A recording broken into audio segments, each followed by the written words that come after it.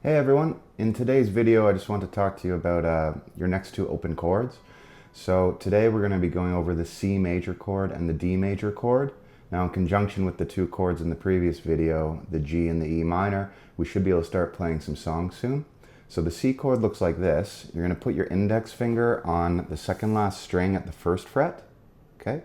Your middle finger, the third string from the top at the second fret, and then your ring finger, the third fret on the second string from the top. So we got index right there, second string from the bottom, middle right there on the third string from the top at the second fret, and then our ring right there.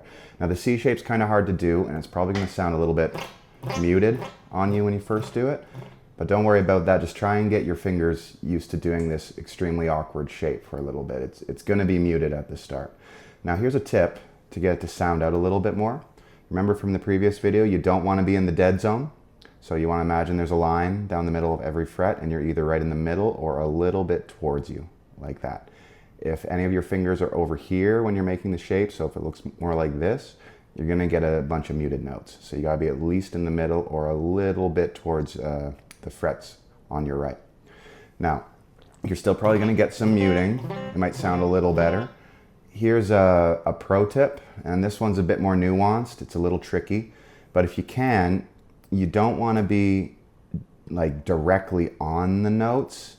You want to be just maybe about a millimeter up above the strings. It's almost like I'm hooking down into the notes. It's such a subtle little difference, but instead of being right here, and oh, also, you don't want your fingers to be going flat like this because you'll be muting strings underneath. You need to have a good arc, and then you need to bring your fingers just a little bit up, almost over top the strings, and you arc down into them. You hook down into them. That will make it so your fingers aren't touching the open strings underneath as much. Okay? So if you do all of this, you might get a pretty clear sound. So just a quick review of this, and this applies to every chord you do. You don't want to fret in the dead zone. So again, imagine that middle line. You don't want to be to the left of it. You need to have a good arc on your fingers. So you don't want to be flat like this. And then the pro tip, just being up like a millimeter, almost like you're hooking down into the strings instead of just straight onto them. Now, if you're having trouble arcing around, that's usually thumb position.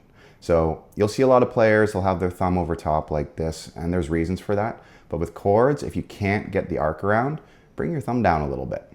You don't have to go to the full classical position where it's like right in the middle of the neck. You don't have to do that, but you don't want your thumb creeping over top, and you don't want to be cupping the neck like this.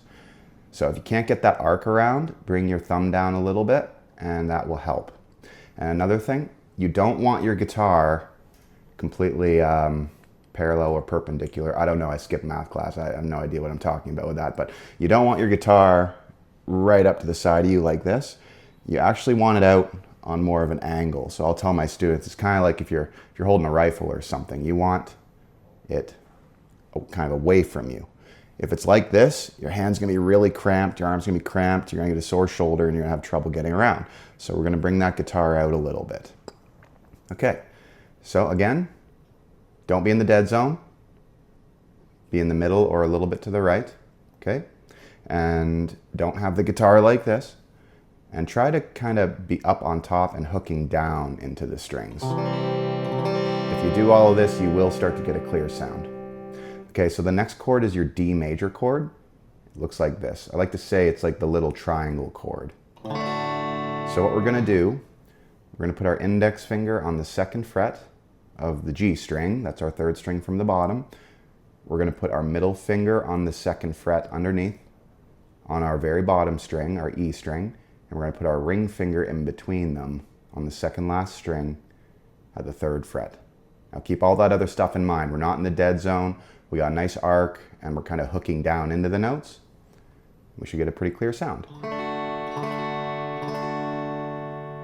Okay. So putting all this together, how do we get it to start to sound like music or start to sound like songs? Well, we got 4 shapes. I'm going to use them all here. You can go back to the previous video for the first two, the G major chord and the E minor chord.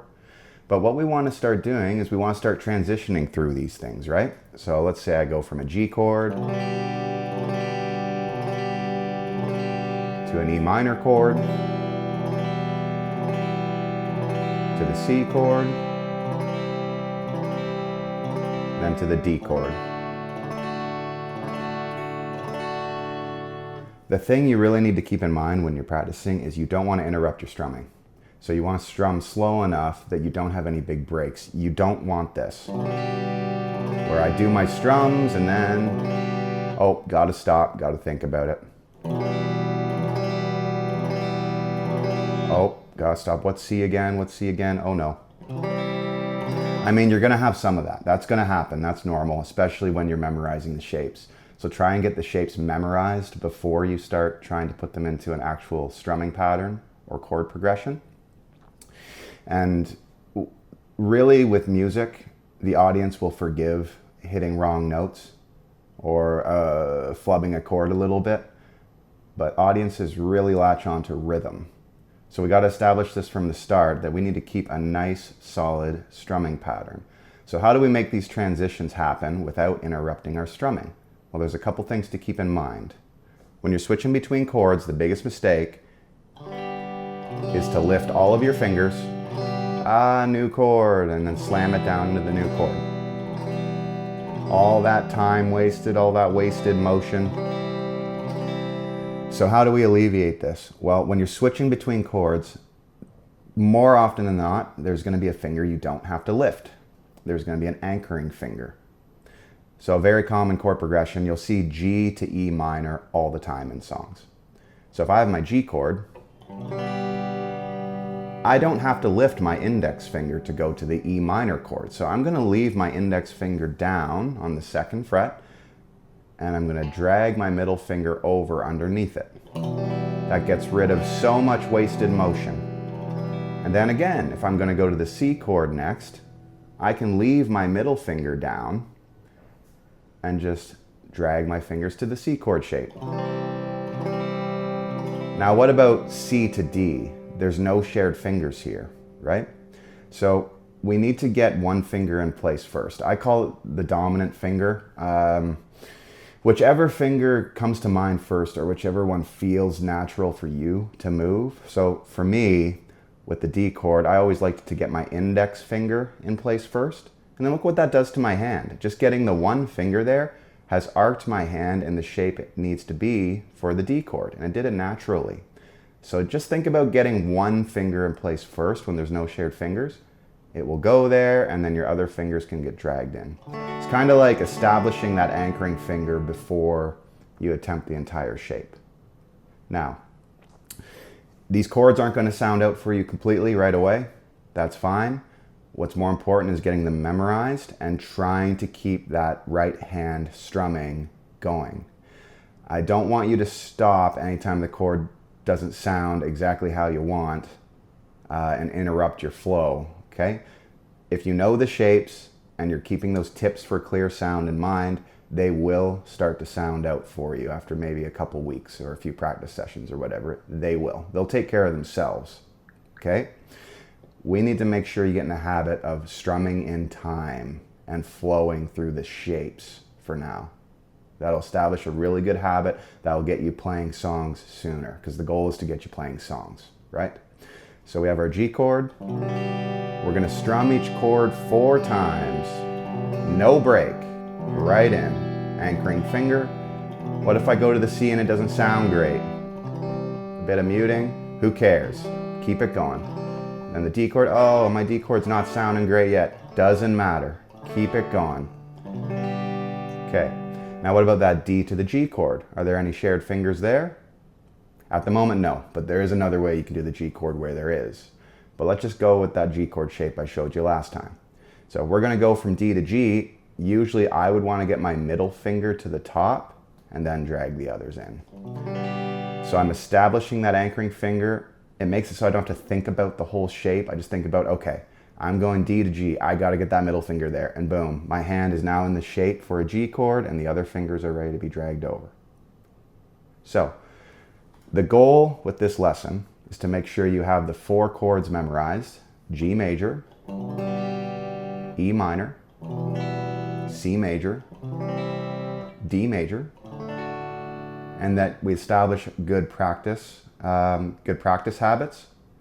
One of the main ones being keeping your strumming going steady, really slow, okay? But the important thing is you don't interrupt the beat of it, the tempo of it, okay? And also, we don't want to do this with our changes. We need to keep an anchoring finger, or we need to place one finger to become the anchoring finger and then drag the others over. Your goal is to get it sounding like this. Really slow.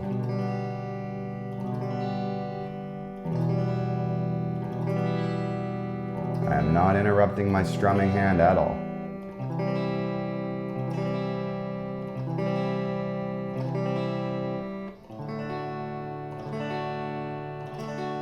Then of course, repeating.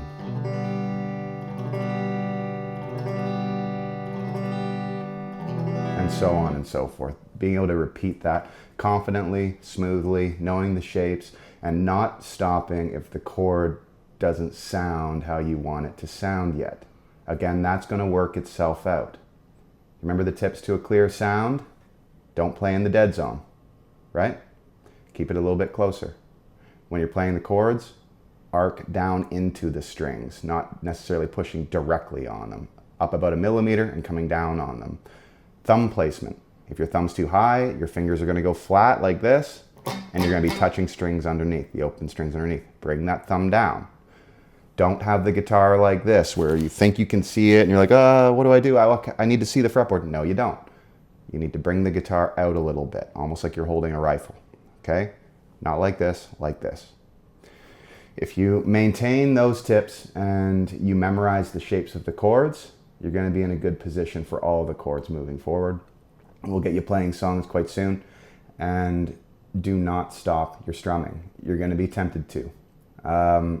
It's okay to stop your strumming at the start when you're initially memorizing the chords, but try your best to keep that right hand going. All right, that's it for today's lesson, guys. Thanks very much for tuning in, and I'll see you at the next one. Take care.